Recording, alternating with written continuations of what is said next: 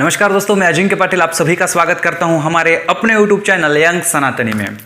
तो दोस्तों, क्या आपको पता है भगवान परशुराम को परशुराम क्यों कहा जाता है? यदि पता है तो कमेंट बॉक्स में बताइए, यदि नहीं पता तो यह वीडियो आप अंत तक देखिए। दोस्तों, महाभारत से जुड़े कई सारे सवाल, उन सवालों के सही जवाब, उन सवालों के पीछे की रोचक कथाएं, रोचक जानकारी हम हमारे यंग सनातनी यूट्यूब चैनल पर चल रही महाभारत प्रश्नोत्तरी इस मालिका के माध्यम से आप तक पहुंचाते आ रहे हैं। यदि आप हमारे YouTube चैनल पर नए हैं तो आप सभी से हम विनती करते हैं कि हमारा यंग सनातनी YouTube चैनल सब्सक्राइब कीजिए, वीडियो को लाइक कीजिए और शेयर कीजिए, क्योंकि महाभारत जैसे धर्म ग्रंथ का प्राथमिक ज्ञान हम सभी हिंदुओं को होना बहुत ही आवश्यक एवं अनिवार्य है। तो दोस्तों, बिना किसी देर के हुए हम हमारी आज की वीडियो शुरू करते हैं। मात्र उससे पूर्व हमारे पिछली वाली वीडियो में हमने आपको कुछ सवाल पूछे थे, उन सवालों के सही जवाब क्या है वह देखते हैं। तो हमारा पिछली वाली वीडियो का पहला सवाल था, आचार्य कृप यह नाम कैसे प्राप्त हुआ था? तो दोस्तों, उस सवाल का सही जवाब है महाराज शांतनु द्वारा कृपा पूर्वक पाले जाने के कारण आचार्य कृप को कृप यह नाम प्राप्त हुआ था। कल का हमारा दूसरा सवाल था कि भगवान श्री कृष्ण जी को रणछोड़ दास यह नाम कैसे प्राप्त हुआ था? तो दोस्तों, उस सवाल का सही जवाब है जरासंध के साथ युद्ध करते समय भगवान श्री कृष्ण जी ने रण को छोड़कर वो वहां से भाग गए थे। इसी वजह से भगवान श्री कृष्ण जी को रणछोड़ दास यह नाम प्राप्त हुआ था। तो दोस्तों, जरासंध की जो बेटियां हैं वो कंस की जो है पत्नी थी, और जब कंस को भगवान श्री कृष्ण जी ने मारा तो उसकी जो पत्नियां हैं वो रोते रोते अपने पिता के पास यानी कि जरासंध के पास गई थी, और उसी वक्त से जरासंध और भगवान श्री कृष्ण जी में बहुत घनी शत्रुता थी, और इसके चलते जरासंध ने मथुरा के ऊपर 18 बार आक्रमण किया था, और आखिरी बार भगवान श्री कृष्ण जी जरासंध को पीठ दिखाकर भाग जाते हैं और द्वारका नगरी जो समुद्र में बसाई है वहां पे जाके अपना राज्य शुरू करते हैं, और इसी वजह से भगवान श्री कृष्ण जी को रणछोड़ दास यह नाम प्राप्त हुआ था।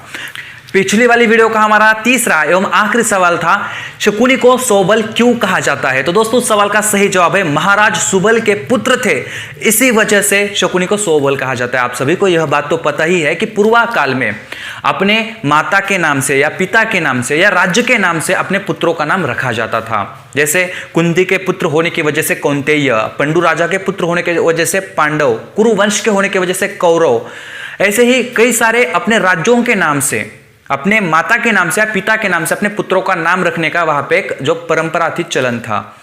और इसी वजह से शकुनी जो उसका मूल नाम था लेकिन महाराज सुबल का पुत्र था, इसी वजह से उसे सौबल भी कहा जाता था। तो दोस्तों, यह थे हमारे कल के 3 सवाल, और इन 3 सवालों के सही जवाब देने वाले कल के विजयी सदस्य जिनके नाम आप यहाँ पे देख रहे हो। दोस्तों, यदि आपको भी लगता है कि इन विजयी सदस्य की जगह पर आपके नाम हो तो दोस्तों, हम हर रोज 7 बजे वीडियो अपलोड करते हैं, 7 से 8 बजे तक, यानी कि 1 घंटे के अंदर यदि हमने पूछे 3 सवालों के सही जवाब आपने हमारे कमेंट बॉक्स में दिए तो आपका नाम अगली वाली वीडियो में विजयी सदस्य की जगह पर आ सकता है। तो दोस्तों, आज का हमारा पहला सवाल है, द्रोणाचार्य जी को रुक्मिरथ क्यों कहा जाता है? जिसके लिए आपको पर्याय दिए जाते हैं। आपका पहला पर्याय है वह रथ का संचालन करते हुए युद्ध करते थे, इस कारण। आपका दूसरा पर्याय है वह सोने के रथ पे चलते थे, इस कारण। आपका तीसरा पर्याय है वह बहुत ही महापराक्रमी योद्धा थे, इस कारण। आपका चौथा एवं आखिरी पर्याय है वह सर्वश्रेष्ठ धनुर्धर थे, इस कारण। तो दोस्तों, क्यों द्रोणाचार्य जी को रुक्मिरथ कहा जाता है? यदि पता है तो कमेंट बॉक्स में बताइए, यदि नहीं पता तो हमारी अगली वाली वीडियो देखिए जिसमें इस सवाल का सही जवाब मैं आपको बताने वाला हूं। तो बिना किसी देर के हुए आज का दूसरा सवाल क्या है वह देखते हैं। तो आज का हमारा दूसरा सवाल है कि भगवान श्री कृष्ण जी को वार्ष्णेय क्यों कहा जाता है? जिसके लिए आपको पर्याय दिए जाते हैं। आपका पहला पर्याय है वह वृष्णि वंश के थे, इस कारण। आपका दूसरा पर्याय है वह भगवान विष्णु के अवतार थे, इस कारण। आपका तीसरा पर्याय है विष्ठर यानी कि कालिया का उन्होंने वध किया था, इस कारण।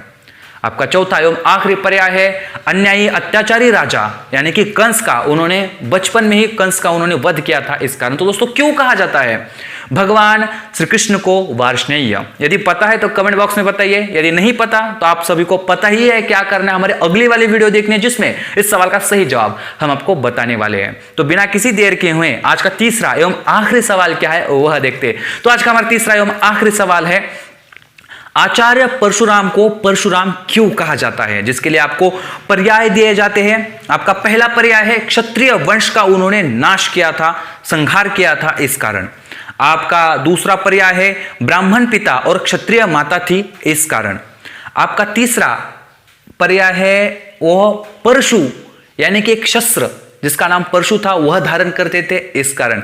आपका चौथा एवं आखिरी पर्याय है उन्होंने अपनी माता का सर काट दिया था इस कारण। तो दोस्तों क्यों कहा जाता है भगवान परशुराम को परशुराम? यदि पता है तो कमेंट बॉक्स में बताइए, यदि नहीं पता हमारी अगली वाली वीडियो देखिए जिसमें इस सवाल का सही जवाब, इन सारे जवाबों के सवालों के पीछे की रोचक कथा हम आपको बताने वाले हैं। तो दोस्तों आज के लिए इतना ही। वंदे मातरम, जय श्री कृष्ण।